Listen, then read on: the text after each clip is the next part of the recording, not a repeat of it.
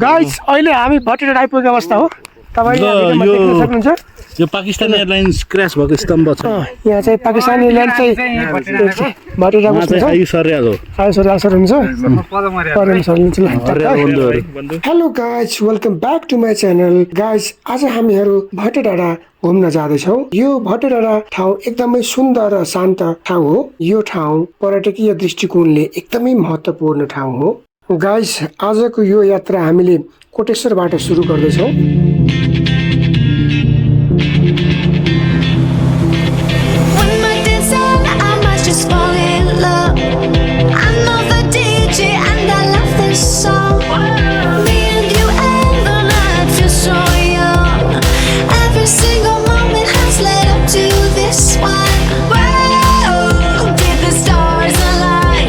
बाटोभरि हरियाली, डाँडा, घुमाउन सडक र चिसो हावा। आजको यात्रा निकै रमाइलो हुने छ साथीहरू।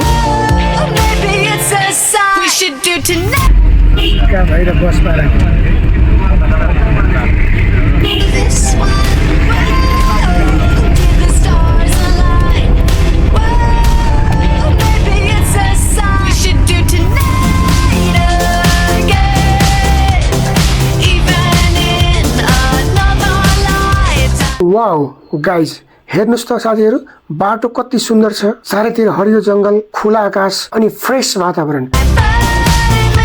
गाइज, तपाईहरू पिछे पिछको बाटो लाग्नुभयो भने करिब 1.5 घण्टामा तपाईहरू हेटौडा पुग्न सक्नुहुन्छ। साथीहरू, अब यहाँबाट अफ रोडको बाटो सुरु हुन्छ। साथीहरू, रिफ्रेसमेन्टको लागि यहाँ राम्रा रिसोर्टहरू पनि बनेको हामीले देख्न सक्छौँ। काठमाडौँको भिडभाडबाट केही समय टाढा भएर प्रकृतिको मजा लिन यो ठाउँ एकदमै राम्रो डेस्टिनेसन तपाईहरूको लागि हुन सक्छ।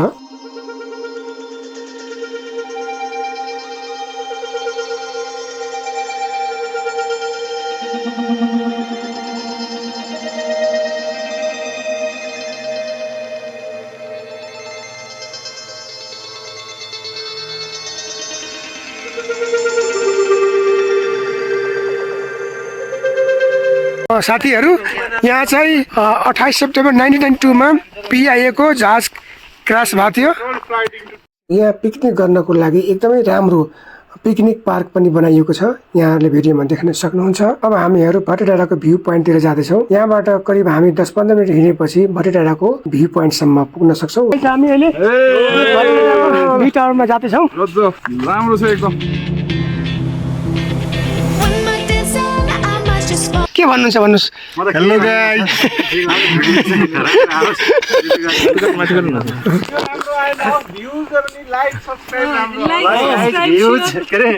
हेरेपछि भ्युज आइहाल्छ। लाइक र सब्स्क्राइब पनि गरिदिनु। घन्टीको बटन दबाउनु भन्नु। भटियाराको भ्यू पोइन्ट पनि हामी चाहिँ आइपुग्यो हो। के अरे यस्तो राम्रो यहाँ भ्यू पोइन्ट छ। हेर्नुहोस् गाइजहरू। Hello guys. हेलो ल, ठिक छ सुशील?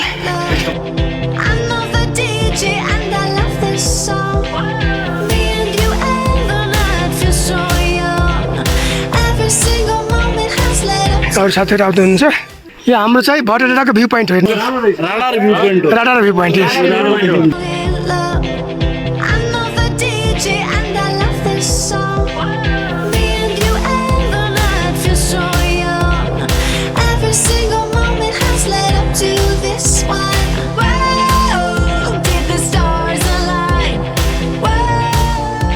ललितपुर जिल्लाको भटियारा भन्ने ठाउँमा घुम्न आएका छौँ र भटियारामा यो रहेको भ्यू टावर हामी घुम्न आएका छौँ। यहाँ देख्न सक्नुहुन्छ यो भ्यू टावरको दृश्य चाहिँ। भ्यू टावरमा तपाईँले मजाको दृश्य काठमाडौँ भ्याली पनि तपाईँले देख्न सक्नुहुन्छ। साथसाथै यहाँ चाहिँ यस्तो बला ल्यान्डिङ त्यो प्लेन यस्तो मजाले ल्यान्ड हान्छ। यहाँ आएर लाइभ ल्यान्डिङहरु बल्ली छोड्नु न। हाम्रो भिडियोलाई like, comment, share and subscribe गरिदिनु।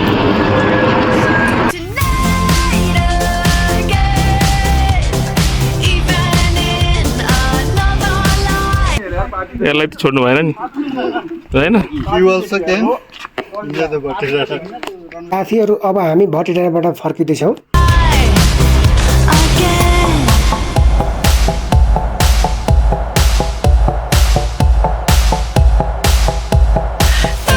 गाइस, अब हामी टिका भैरव आइपुग्यौँ र टिका भैरव नजिकै एउटा कालिज फार्म छ। त्यहाँ गएर हामी खाजा खान्छौँ।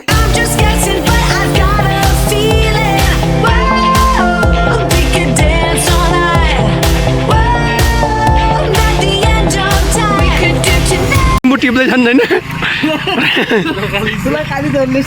है ल गाईजहरू यहाँ रमाइलो गरिरहेको अवस्था छन् मलाई त थाहा थिएन होइन रसबेरी त कहाँ हुन्छ यार हो र हेर्नुहोस् यसैले हो है कस्तो मजाले पाकेको छ हेर्नुहोस् साथीहरू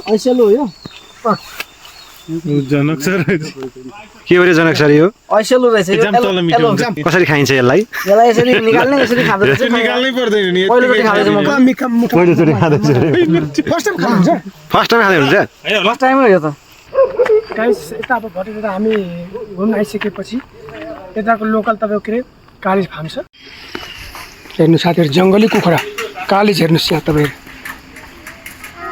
कालिजहरू मजाले उफ्रिँदैछन् हेर्नु त कस्तो राम्रो कालिज ब्युटिफुल कालिजहरू यस्तो अब यहाँ खेल्ने ठाउँ पनि छ साथीहरू तपाईँहरू देख्नु स्पोर्ट गर्ने ठाउँ छ म गाइस अब यसमा यो कालिज फार्ममा म हल्का इन्जोय पनि गरिरहेको छु गाइस हाम्रो यो कालिज खाजा सेट नआउन्जेलसम्म मैले लस्सी अर्डर गरेको थिएँ यो लस्सी पनि आइसकेको छ लोकल लस्सी है त हेर्दा नि खाउँको जस्तो छ कालिजको लस्सी होइन गाइस फेरि भेज लस्सी छ यो टक्क यहाँ छ ल अब म सक्छु गाइजहरू सकाइसके ल अनि टेस्ट कस्तो छ भन्नु पर्यो नि त भिडियोमा यसको टेस्ट अर्ग्यानिक छ कालिज खाजा सेट पनि आयो कालिजको मासु आलु पिरो सालेको भटमास अनि त्यसपछि गुन्द्रुक सलाद पापड चिउरा होइन कालिजको मासु है कालिज खाजा सेट खाँदै हुनुहुन्छ कस्तो साथीहरू खाजा राम्रो छ मिठो छ होइन कतिजना छ भन्छ एकदम बवाल छ नि एकदम बवाल छ है हेर्नुहोस् गाइस बवाल खाजा छ